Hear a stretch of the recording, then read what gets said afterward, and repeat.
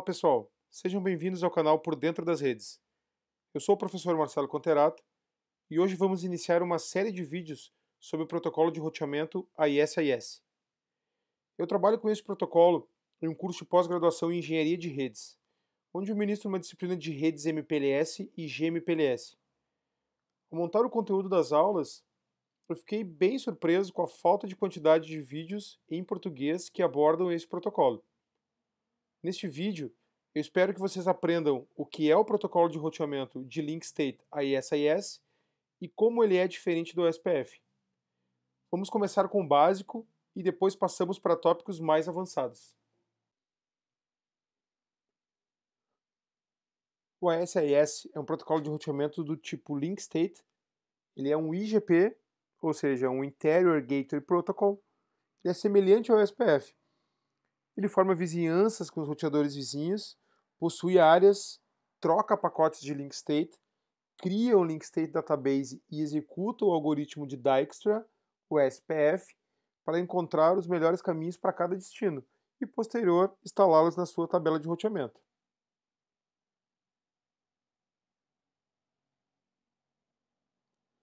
Quando o SPF e o AIS-AIS foram desenvolvidos, o IP não era o protocolo dominante que ele é hoje.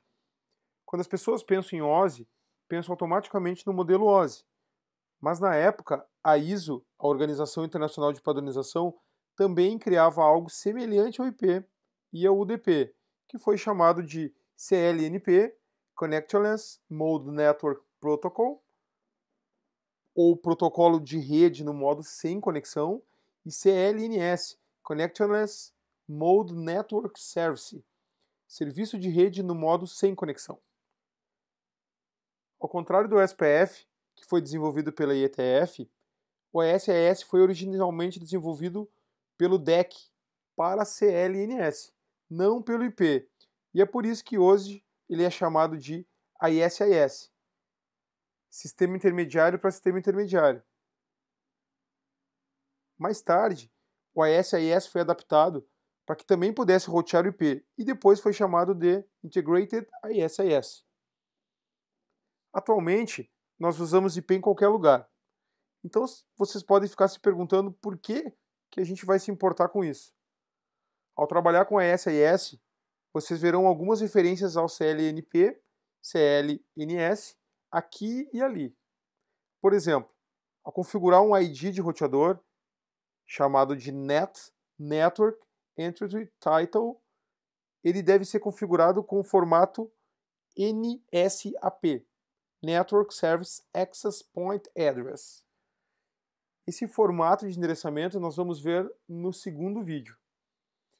O NSAP é semelhante ao endereço IP e não é configurado automaticamente. Portanto, precisamos entender o seu formato. A ISO ela também usa uma terminologia diferente. Por exemplo, roteador ela chama de sistema intermediário. Host ela chama de sistema final. Então a gente tem um roteador sendo um intermediated system e um host sendo um end system. Outra coisa que o AIS-AIS difere do SPF, que o SPF trabalha com o IP. O AIS-AIS ele é inserido diretamente no topo de um cabeçalho Ethernet, usando o seu próprio formato de cabeçalho. Ele não está encapsulado em um pacote IP, como os outros protocolos, conforme eu falei, o SPF e também o IGRP. O AIS-AIS ele é um protocolo de roteamento altamente escalável, razão pela qual é usado com frequência em backbones de rede de grandes provedores de serviço.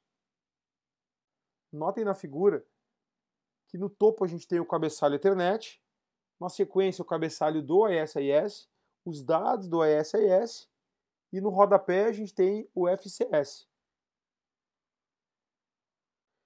O AIS-AIS usa áreas diferentes em que o roteador inteiro fica em uma área, não apenas uma de suas interfaces como a gente via no SPF.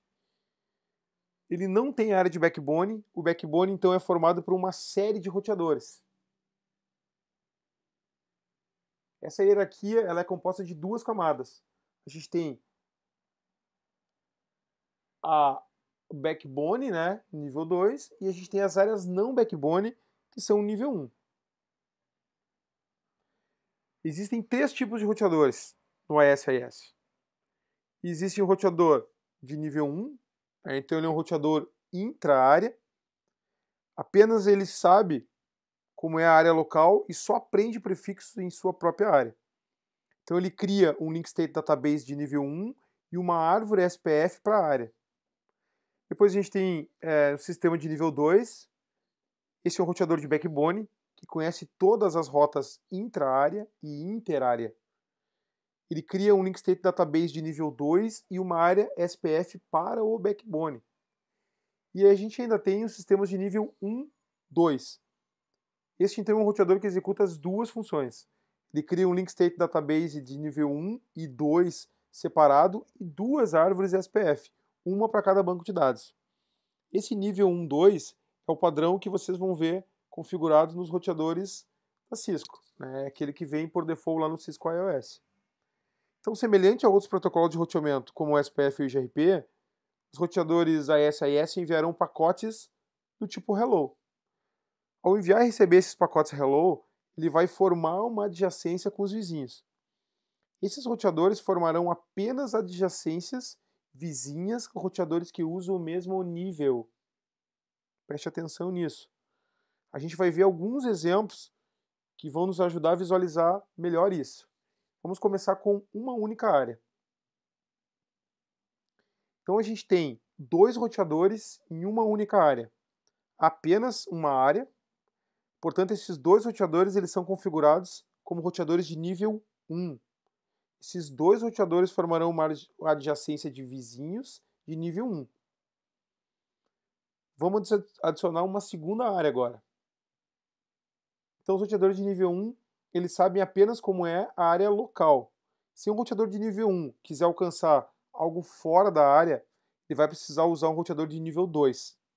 Em cada área, nós configuramos um roteador como um roteador de nível 1, 2. Esses roteadores de nível 1, 2 vão estabelecer 2 adjacências vizinhas. A adjacência de vizinho de nível 1 com o roteador na mesma área e a adjacência de vizinho de nível 2 com o roteador na outra área. Bom, aqui então a gente tem mais um exemplo, uma topologia bem maior, que fornece uma boa visão geral dos diferentes níveis e adjacência do roteador. Podemos ver 2 coisas bem interessantes nessa topologia. O roteador na área 4, ele é um roteador de backbone de nível 2. Não há roteador de nível 1 nessa área 4. Já na área 3, ela possui 2 roteadores de nível 1, 2. Esses roteadores eles vão formar 2 adjacências vizinhas entre si. A adjacência de nível 1 e a adjacência de nível 2. Então, os roteadores de nível 2 vão formar uma sequência contínua de roteadores de backbone. Notem na linha vermelha essa formação contínua dessa sequência de backbone. Desde a área 4, passando pela área 3, pela área 1, até chegar na área 2. Agora a gente vai falar um pouquinho sobre como o SAS troca informações de roteamento. Ele usa LSPs, Link State Packets, que são semelhantes aos LSAs, né, os Link State Advertisement do SPF.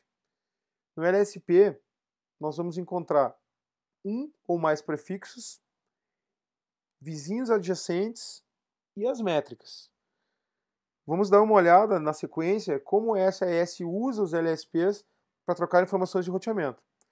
A gente vai começar com 2 roteadores configurados para usar o SAS, mas ainda não há uma adjacência de vizinhos.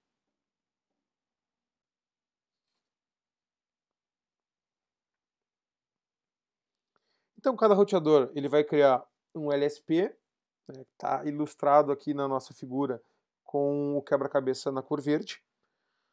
Então, no LSP, nós encontramos as redes diretamente conectadas, anunciadas no AS/IS. Alguns segundos depois, então essas rotas elas se tornam vizinhas. R1 e R2 estão na mesma área. Então eles estabelecerão uma adjacência de vizinho de nível 1. Esses roteadores eles vão inundar os seus LSPs na área para que todos saibam sobre todos os LSPs naquela determinada área. Os dois roteadores adicionam um ao outro LSP em seu banco de dados. Nesse momento, esses roteadores podem executar o SPF em seu banco de dados de nível 1 e descobrir o caminho mais curto para cada destino. O ASIS ele usa algo chamado de DIS, ou pseudonode, que é muito semelhante ao DR e BDR do SPF, né? O Designated Routed e o Backup Designated Routed. Para que ele usa? Ele usa isso para reduzir as inundações desnecessárias. Então agora digamos que nós queremos conectar a área 12 a uma outra área. Isso significa que nós vamos precisar de um roteador de nível 2. Então vamos olhar aqui na nossa topologia. Nós vamos converter o R2 em um roteador de nível 1, 2, para que eu possa mostrar o que vai acontecer. Então nesse momento, nós começamos com uma lista limpa, né, sem nenhuma informação, para que não haja adjacência de vizinhos entre R1 e R2. O R2 agora, então, ele possui um segundo banco de dados, né, o banco de dados de nível 2, além do seu banco de dados de nível 1 e os LSPs de nível 1. Agora também ele possui um banco de dados de nível 2. Ele vai gerar o LSP de nível 2 e todos os prefixos para interfaces diretamente conectadas e anunciadas no ASIS. Agora, então, cada roteador ASIS cria apenas um único LSP para cada nível. Esse LSP ele vai carregar vários prefixos. Alguns segundos depois, então, R1 e R2 formam uma adjacência de vizinho de nível 1.